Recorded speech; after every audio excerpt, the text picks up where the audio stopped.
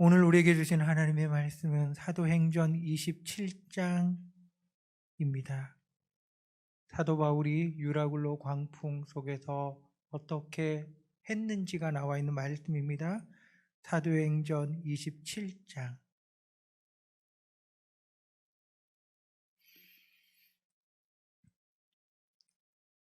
사도행전 27장입니다.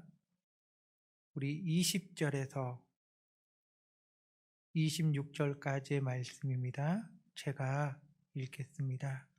여러 날 동안 해도 별도 보이지 아니하고 큰 풍랑이 그대로 있음에 구원의 여망마저 없어졌더라. 여러 사람이 오래 먹지 못하였음에 바울이 가운데 서서 말하되 여러분이여 내 말을 듣고 글에 대해서 떠나지 아니하여 이 타격과 손상을 면하였더라면 좋을 뻔하였느니라. 내가 너희를 권하노니 이제는 안심하라. 너희 중 아무도 생명에는 아무런 손상이 없겠고 오직 배뿐이리라. 내가 속한 바 곧 내가 섬기는 하나님의 사자가 어젯밤에 내 곁에 서서 말하되 바울아 두려워하지 말라. 내가 가이사 앞에 서야 하겠고 또 하나님께서 너와 함께 항해하는 자를 다 내게 주셨다 하였으니 그러므로 여러분이여 안심하라. 나는 내게 말씀하신 그대로 되리라고 하나님을 믿노라. 그런즉 우리가 반드시 한 섬에 걸리리라 하더라. 아멘. 사도 바울이 예루살렘에서 붙잡혀서 로마로 백부장의 인도를 받으며 죄수의 신분이 되어서 압송되어 가고 있습니다. 사도행전 27장에는 이제 배를 타고 로마를 향하여 가는 장면이 나옵니다. 알렉산드리아호라고 267명 정도가 타도 되는 넉넉하고 큰 상선에 타서 지나가고 있습니다. 그들이 항해하던 시대는 그리고 그 시기는 그렇게 좋지 않아 태풍의 위협이 있는 그러한 계절에 그들이 여행을 하는 겁니다. 그들이 그렇게 여행을 하던 긴박한 장면들이 유라굴로가 있기 전에도 있었습니다. 그리고 간신히 미항이라는 곳에 도착합니다. 그리고 여기에서 미항이라는 곳에 있다가 그들이 또 떠나야 되는데 떠나야 되냐 말아야 되냐라고 하는 갈림길에서 사도 바울은 떠나지 말 것을 이야기합니다. 9월, 10월이 지나가며 그들에게 이제 태풍이 오는 시기가 그들에게 왔기 때문입니다. 그런데 이 미항이라는 항구는 200명 넘는 사람들이 거하기에 좋은 땅이 아니고 또 그 겨울을 보내기에도 또한 적당한 곳이 아니었기 때문에 더 큰 곳으로 가자고 이제 배의 선주가 이야기하는 거죠. 선장이 이야기하기 시작하는 거죠. 그리고 그곳은 거리가 한 65km 정도 떨어져 있는 좀 큰 항구이기 때문에 섬 주변을 조심해서 가면 그곳에 충분히 도착할 수 있다라고 하는 경험 있는 뱃사공들의 이야기가 설득력 있게 들렸고 그 설득력을 따라서 배가 항해를 했습니다. 그러다가 그들이 유라굴로라고 하는 큰 태풍을 만나게 된 겁니다. 처음에 만나서 이들이 할 수 있는 일을 하기 시작하는 거지요. 바람을 거슬러 가면 안 되기 때문에 바람에 이끌려 가는 대로 가고 짐도 내다 버리고 위험하니까 밧줄로 꽁꽁꽁꽁 작은 배들도 묻기도 하고 그들의 경험을 살려서 여기는 어떻게 하면 잘 빠져나갈 수 있을지 열심히 했는데 문제는 뭐냐고 하면 아무리 어떤 수고와 노력을 해도 상황이 잡히질 않는 겁니다. 유라굴로라고 하는 광풍이 멈출 기세가 없이 3일이 되었는데도 진정이 안 되는 겁니다. 해를 못 볼 정도라니까요. 칠흑같이 어두운 밤뿐만 아니라 낮에도 해를 못 볼 정도니까 어두컴컴한 데를 큰 파도와 큰 바람 속에 움직여가는 뱃속에 어떻게 할 줄 몰라 하고 있는 그곳, 그 상황에 대하여서 이야기를 합니다. 구원의 여망마저 없다고, 심히 애썼다고, 두려워했다고. 그곳이, 이 표현이 그 배에 있는 상황을 이야기를 하고 있습니다.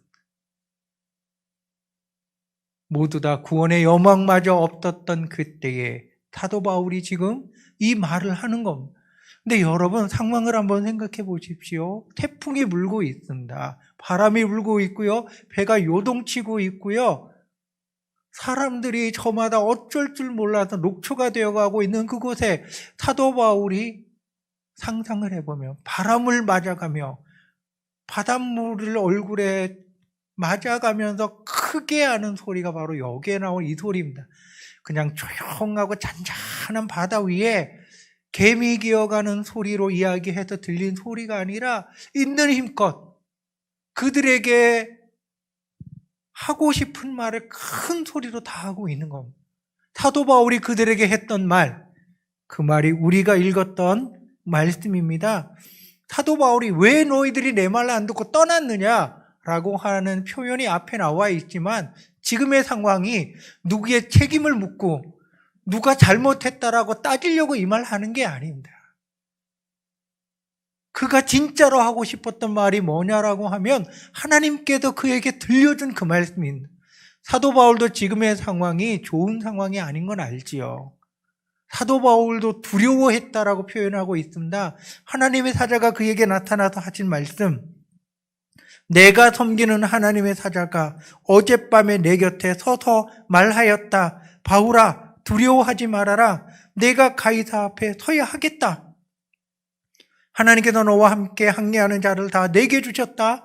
하나님의 사자가 사도 바울에게 이 말씀을 들려주는 거예요. 사도 바울은 유라굴로라고 하는 이 어마어마한 큰 폭풍 속에서 무슨 소리를 듣고 있냐고 하면 하나님의 사자의 소리를 듣고 있는 거예요. 상상을 다시 한번 해보십시오. 파도가 5m, 6m 치는 게 태풍이 아니겠어요? 그렇게 치기 시작하고 바람 소리가 대포 소리 같이 엄청나게 큰 소리로 치기 시작하고 배가 흔들리기 시작하고 삐걱삐걱 온갖 소리가 다 들려오는데 그 속에서 하나님의 소리를 듣고 있는 겁니다. 그 속에서 사도 바울은 하나님의 소리에 집중을 하고 있는 겁니다. 그 하나님의 소리가 그를 움직여가기 시작하는 거죠. 사도 바울이 이야기를 하잖아요.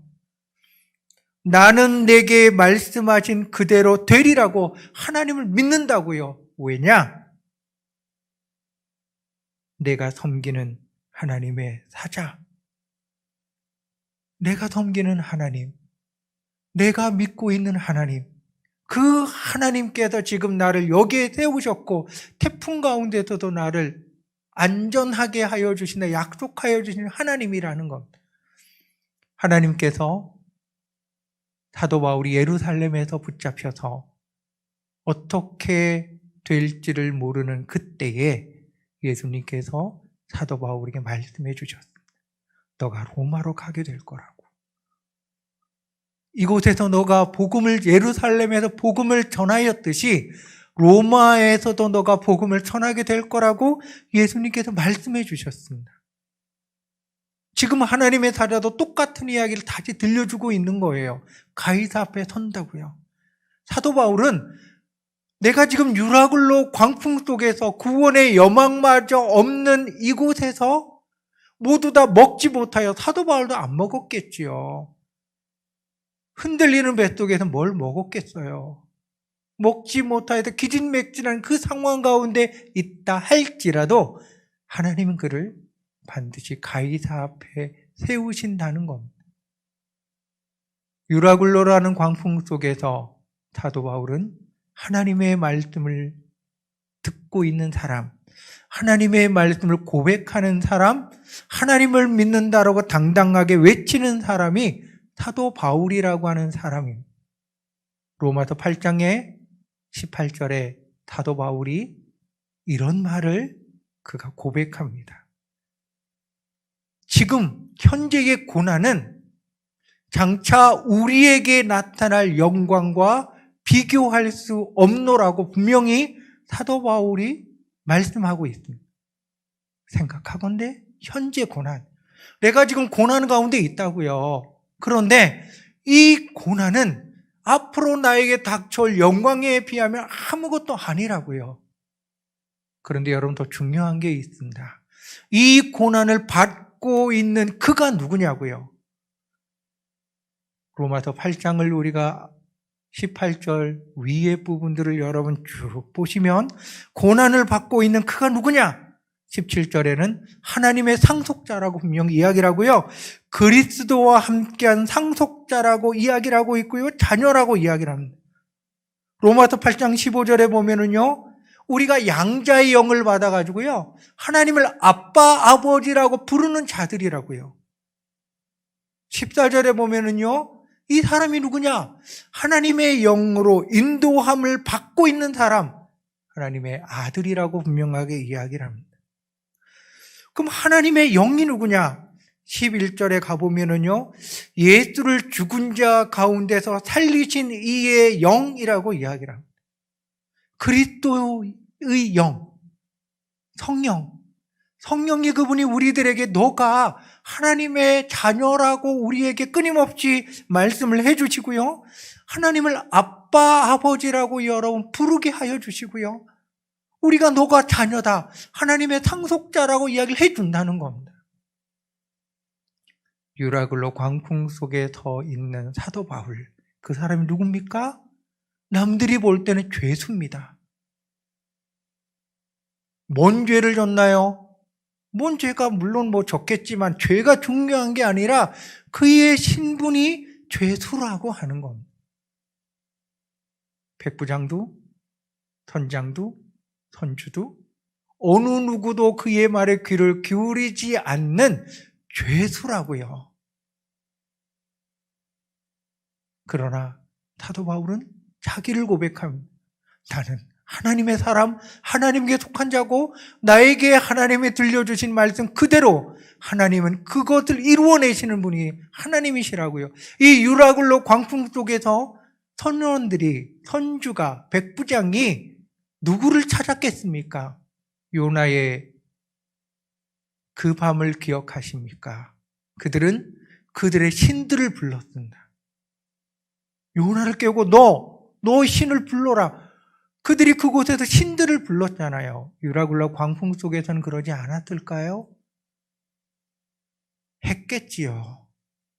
온갖 그들이 믿고 있는 신들의 이름을 다 얘기하는 그곳에서 사도 바울은 나는 하나님에게 속한 자, 나는 하나님의 사람, 하나님은 이 유라굴로 광풍 속에서 나를 가이사 앞에 세우실 분이 하나님이시라는 겁니다. 코로나19를 맞이하고 있는 여러분, 그 가운데 살아가시는 여러분, 언제 끝날지도 모를 것 같은 기약 없는 날들을 보내고 계신 여러분, 코로나19 가운데서 여러분은 어떤 분들입니까? 고난을 받고 계신 여러분, 현재의 고난을 받고 계신 여러분들이 유라굴로 광풍을 맞고 있는 내가 누구냐고요. 로마서 18장에도 고백하는 하나님의 상속자 맞습니까? 하나님의 영이 내 안에 계신 분이 맞습니까? 하나님을 아빠, 아버지라고 부르는 분이 맞습니까? 그렇다라고 하면 예수를 죽은 자 가운데 살리신 영이 우리 안에서 하나님을 아빠, 아버지라고 부르게 하고 하나님의 자녀이고 상속자인 걸 알게 하고 그 상속자로서 살아가는 우리라고 하면 우리들이 만나는 일은 장차 우리에게 나타날 영광이라는 겁니다. 고난 가운데 망하고 고난 가운데 죽고 고난 가운데 절망하고 고난 가운데 깨어져서 흔적도 찾을 수 없는 자가 아니라 영광을 맛볼 자, 영광의 주인공, 영광을 누릴 자, 상속자 후사라고 이야기를 하는 겁니다. 이 유라굴로 광풍 속에서 온갖 신들을 부르고 자신들의 경험과 수단을 앞세우는 그곳에서, 말이 하나도 먹혀들지 않는 그곳에서 하나님을 고백하며 하나님의 말씀을 믿으며 그 속에서 하나님의 말씀대로 되어질 것이라고 하는 확신을 가지고 서서 그들을 이끌어 나가고 있는 장면이 유라굴로 광풍 속에서의 바울의 모습이었습니다. 사람들은 이제 바울의 소리를 듣기 시작하는 거예요.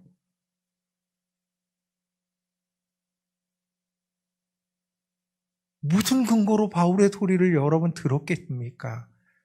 떠나지 않았으면 좋겠다고 내가 얘기하지 않았냐고. 그럼 미안하다 그러면 끝이지요. 그래, 그때 당신 말 좀 한 번 더 들었으면 좋겠다 하면 끝이지요. 그런데 그 말이 14일, 15일이 되어서도 멈추지 않는 이 유라굴로라고 하는 이 광풍 속에서 하나님의 말씀이 먹혀들고 있다라고 하는 건 어마어마한 일인 겁니다. 바울의 진가는 유라굴로 광풍 속에서 드러났습니다. 이제는 어느 누구도 사도 바울을 무시하지 않고 사도 바울의 말을 듣기 시작하는 겁니다. 선원들이 줄을 내렸더니까 물의 깊이가 얕아진 겁니다. 몰래 자그마한 배를 내려서 도망가려고 하자 사도 바울이 멈추라고 그러고 빨리 고발하기 시작하죠. 저들을 저렇게 내보내면 안 된다고. 다 죽여버립시다. 백부장이 바울을 해칠까 봐 허락하지 않습니다. 식사를 하십시오. 다 식사를 합니다. 현재 그가 당하고 있는 고난, 그 고난은 내가 누구인지를 나타내기 시작하고 내가 하나님을 믿는 자로서 그 현장 속에 서 있고 하나님의 상속자, 하나님을 아빠, 아버지라 부르는 자로 그 현장에 서 있는 그를 통하여 알렉산드리아 호에 있었던 200명이 넘는 사람이 하나님을 알게 되고 하나님을 믿게 되는 이 놀라운 역사들이 여러분 일어나지 않았겠습니까? 하나님이 우리를 왜 이 고난 가운데 있게 하셨을까요? 하나님께서 왜 하나님의 상속자를 이 고난 가운데 있게 하실까요? 가이사 앞에 세우는 방법이 죄수 그 정도면 좀 괜찮아요. 왜냐하면 죽이려고 400명의 결사대가 있었으니까요. 죄수의 신분까지는 좋아요. 왜 이 유라굴로 광풍 속에서 이렇게 죽음의 위기와 공포를 떨게 하냐고요. 그를 통하여 나타나길 원하시는 하나님, 그를 통하여 구원의 역사를 일으키시길 원하시는 하나님, 그를 통하여 장차 나타날 영광의 주인공으로 세우기를 원하시는 하나님의 마음이 그 현장, 그곳에 함께하고 있는 겁니다. 그러면 이 코로나19 가운데서 하나님께서는 우리들을 어떻게 세우길 원하시겠습니까? 하나님을 아빠, 아버지라고 부르며 하나님의 영광을 맛보기를 소망하며 하나님의 자녀로서 내가 이곳에 서 있는다고 하면 로마서 8장 말씀에 보면 육신에 속한 자가 나옵니다. 그들은 하나님을 기쁘시게 할 수 없다고 그래요. 그러나 영에게 속한 자가 있더니 하나님을 기쁘시게 하는 자라고 그랬어. 우리는 하나님을 기쁘시게 하는 자입니다. 우리는 하나님에게 속한 자입니다. 하나님을 아빠, 아버지라 부르는 자입니다. 여러분의 현장이 하나님을 부르는 자리, 하나님을 고백하는 자리, 그럼에도 불구하고 그동안은 내 말을 들어주지 않는 그들이라고 여러분 또 내 말 듣겠냐 하지 마시고 하나님을 고백하십시오. 나에게 들려주신 말씀, 나에게 하시는 하나님을 고백하십시오. 그래서 현재의 고난이 장차 우리에게 나타날 영광과 비교할 수 없노라. 얼마나 아름다운 말씀입니까? 이런 것도 여러분 하면 여담이지만 한번 생각을 해봤어요.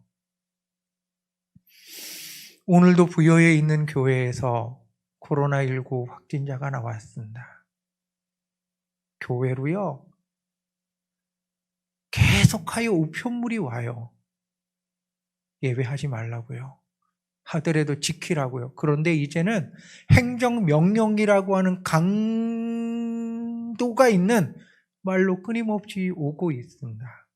아, 교회가 왜 그래? 예수 믿는 사람들이 왜 그래? 예수 믿는 사람들조차 예수 믿는다라고 하는 것, 교회가 하는 모습들을 부끄러워할 수밖에 없는 여러 가지 상황들이 계속 나오고 있습니다.